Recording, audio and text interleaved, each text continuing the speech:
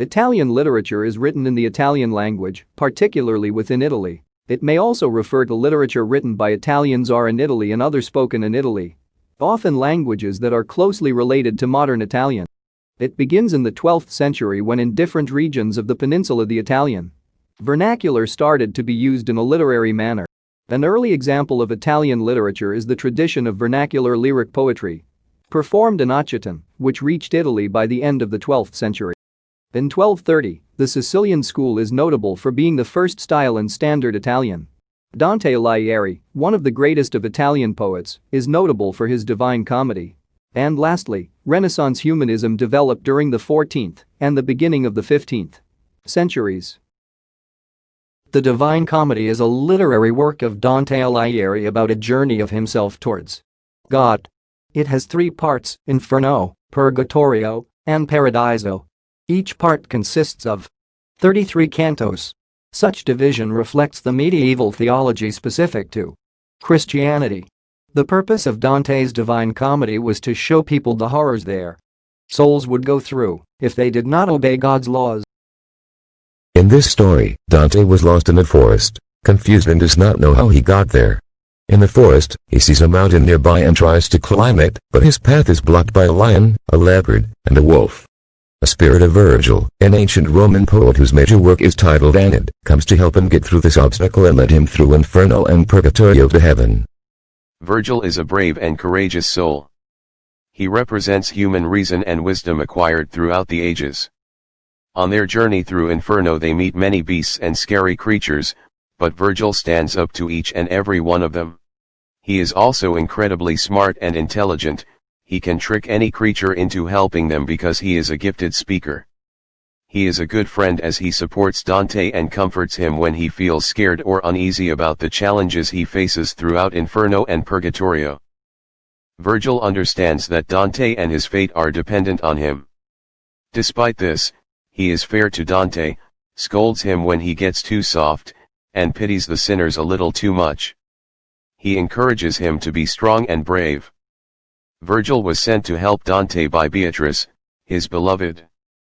Her character was inspired by a real woman, also named Beatrice, whom Dante met when he was a child and instantly fell in love with. Unfortunately, she died when she was only 25. Dante wrote many beautiful poems dedicated to her, praising her beauty and love. Dante and Virgil approach the entrance to Inferno and see a group of souls whose fate will later be determined, as it is not clear whether there is more bad or good they have committed. In order to get to hell, one must cross the river Acheron. Charon is an old man who takes souls across the river. He is hesitant to transport Dante at first, because, technically he is still alive, but Virgil convinces him to do so anyway, because Dante's journey is overseen by God. When they enter Inferno, they see an inscription on its gate. The first circle consists not of sinners, but people who are not baptized. Either they lived before Christ when baptism had not yet spread, or they never got baptized. They reside in a castle with 7 gates, symbols of the 7 virtues. Technically, it is an inferior form of heaven where pagans are stuck and punished for eternity. Here, Dante and Virgil meet many Greek and Roman philosophers, poets, and artists, such as Homer, Ovid, Socrates, Cicero, and even Julius Caesar. The second circle is lust. The second circle has a more traditional appearance of hell. It is dark, full of screaming noises, and suffering. Near the entrance to the second circle stands Minos, a huge beast who decides where souls should be sent for torment. The second circle holds people who were lustful throughout their lives. They are punished by strong winds blown over them, throwing them back and forth.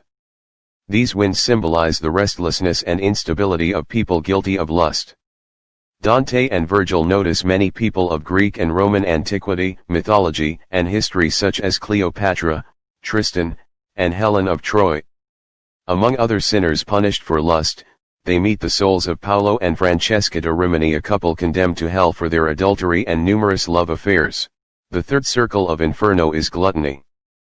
In the third circle of hell, Dante and Virgil encounter souls whose sin is gluttony. A worm monster, Cerberus, watches over them. They are punished with icy, slushy rain that pours all over them without stopping. They are not permitted to stand, so the slushy water covers their entire body as they lie. The slushy rain is a symbol of personal destruction and the inability to stop eating. People who are in this circle of Inferno have weak will and cannot resist the earthly pleasures of indulgence food and drinks. Here, the protagonist meets the soul Chaco, his political opponent from Florence. The fourth circle is greed. The fourth circle of Dante's Inferno is guarded by Pluto, a Roman god of the underworld who is also regarded as the god of wealth. Here, the sinners are divided into two groups, those who hoarded their possessions, and those who spent sumptuously. Their punishment is to push very heavy weights up a mountain, mostly boulders, which symbolize their lust for never-ending money and possessions. There, Dante recognizes many people he is familiar with, such as clergymen, popes, and cardinals, all of whom have been greedy throughout their lifetime. The fifth circle is anger. In this circle of hell, Dante and Virgil encounter people who are guilty of wrath and fury. Those found guilty of being angry and impatient are immersed in the river Styx, or simply are forced to fight among each other on its surface. They gurgle the water of the river, struggle, and drown. The water is made up of a black toxic liquid and they are left there to suffer. Dante encounters another political enemy of his, Filippo Argenti, who confiscated his possessions when he was banished from Florence. He tries to climb up into a boat, but gets pushed away. Phlegyas is the boatman who helps Dante and Virgil get across this river. They are stopped by a group of fallen angels. Furies threatens to summon Medusa so that she can turn Dante into stone, because he does not belong in the world of the dead. An angel arrives and opens the gate for them before Medusa is able to get to them. The sixth circle is heresy. The sixth circle of Inferno is for heretics, people who have contrary opinions to Christian beliefs. There, they lie in tombs that burn them alive. Dante talks with Farinata degli Uberti, a political leader and his contemporary, who did not believe in God.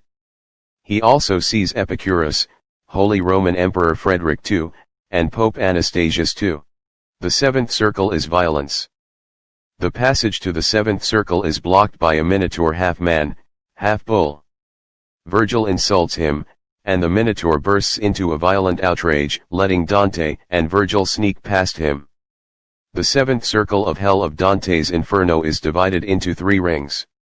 Nescius is a centaur who carries the protagonist through the first ring. In this circle, they see a forest inhabited by harpies, mythological creatures with birds' bodies and women's heads. Dante tears off a branch from a tree that shrieks in horror and pain. The tree turns out to be the soul of Pier della Vigna. He ended his life because he was accused of conspiracy against the emperor. They blinded him for treason and threw him into jail where he killed himself. He explains that all the souls who commit suicide are kept in the seventh circle and become trees. There, their leaves are eaten by harpies, which cause the trees a lot of pain. In order to get from the seventh to the eighth circle of Inferno, Virgil and Dante get help from Geryon, a giant monster of the fraud. He has a dragon-like body and wings, the paws of a lion, and a human face. The eighth circle is fraud. This circle is divided up into 10 balgias, ditches with bridges between them, that are placed around a circular well. Malakota is the leader who guards the entrance to the eighth circle of hell. He lies and deceives both the poet and Virgil by telling them that there are bridges in this circle, and that they have nothing to worry about. Nonetheless, their path is very dangerous. Each balgia has different kinds of people whose sin is fraud. They encounter panderers, seducers, sorcerers, false prophets, corrupt politicians, hypocrites, thieves, evil counselors and advisors, alchemists, counterfeits, and perjurers. Pope Boniface VIII, Dante's political enemy, is among the sinners they meet in this circle. In the journey from the 8th to the 9th of Dante's Inferno circles of hell, they get help from Antaeus, a giant who carries them down the well, which is the path to the 9th, and final circle of hell. The ninth circle is treachery. This circle is made up of a lake, Cocytus. The sinners here are submerged in ice, only their heads stick out. Dante sees Bacca degli Abati, a Florentine trader, who is so ashamed of his sins, he does not want to tell Dante his name, at first. As Dante and Virgil proceed through the lake, they see the giant figure of Lucifer, also stuck in ice. Lucifer is the prince of hell. He has 3 mouths, and in each of them he holds a sinner, Judas, Brutus, and Cassius. In order to get out of Inferno, Dante and Virgil must climb Lucifer's body. They manage to crawl out of the hole and find themselves on an island where they see a lot of bright stars, an empty purgatory. In Purgatory, they have 7 terraces to journey through. Before they enter, an angel puts 7 P's on Dante's forehead. They correspond to the 7 deadly sins. The angel says that every time a terrace of a sin is surpassed, a P will be removed. The first terrace is of pride. There, Dante and Virgil see penitents carry heavy weights up the mountain of humility to cure them of their pride. The second terrace is dedicated to envy. The envious penitents there are treated by having their eyelids sewn shut with iron wire. Voices shout examples of punished envy to intensify the effect. The third terrace has to do with wrath. The penitents here are treated with black smoke that gets into their eyes and makes them blind. The fourth terrace is slothful. They are punished by running without stopping, or any rest. On the fifth terrace, they punish greedy and avaricious souls. The punished are tied by their feet and arms, face down on the ground. In order to rid themselves of these sins, they must shout examples of poverty and generosity. The sixth terrace is dedicated to gluttony. Here, penitents clean their souls by experiencing extreme hunger and thirst. The seventh and final terrace is of lust, where the penitents walk in flames and shout out examples of chastity. Last P is removed by the angel. Although, in order to proceed, he must go through a wall of flames that separates Purgatorio and Paradiso. He is very scared and hesitates a lot, but Virgil convinces him to cheer up and be brave, because, once he is through this obstacle, he will finally see Beatrice. When Dante passes through the flames, he falls asleep. He wakes up the following morning ready to start his journey through Paradiso. They approach the banks of the river Lethe, and suddenly, Virgil disappears, and instead Beatrice appears in front of the protagonist. He is devastated by the loss of his friend and grieves. Beatrice is portrayed as Dante's guide through Purgatorio. She is very knowledgeable, a little strict, and obviously believes in the good in Dante. She believes that this trip will save his soul and grant him salvation. She is a personification of divine knowledge, wisdom, and good, righteous judgment. Dante confesses to Beatrice all of his sins. She judges him for them and expresses her disappointment in this quote. A woman named Matilda washes them off in the river Lethe when Dante falls asleep. When he wakes up, Beatrice tells him that he can proceed under one condition: he has to write about everything he sees in Paradiso when he returns to Earth. Then, Matilda submerges Dante in the river Uno, which makes him ready to ascend to heaven alongside Beatrice. Paradiso consists of 9 spheres. The first sphere is of the moon. Beatrice explains to Dante the structure of the universe. She says that the moon is the home for souls that broke their vows. Their words lacked courage and cannot be trusted. The second sphere is of Mercury. There, Dante and Beatrice meet Justinian, who explains the history of ancient Rome. This sphere is situated too close to the sun.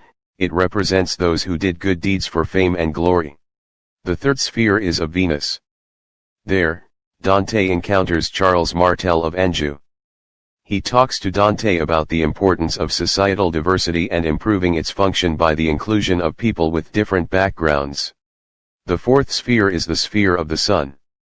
There, Saint Thomas, along with another 11 souls, explain to Dante the importance of not judging hastily and being aware of prudence. The fifth heavenly sphere is Mars. It has to do with warriors who died for their faith and God. There, Dante meets Cacciaguida, who tells him about the noble past of Florentines, and Dante's mission in delivering all the knowledge he has gained on his journey to Florence and its citizens.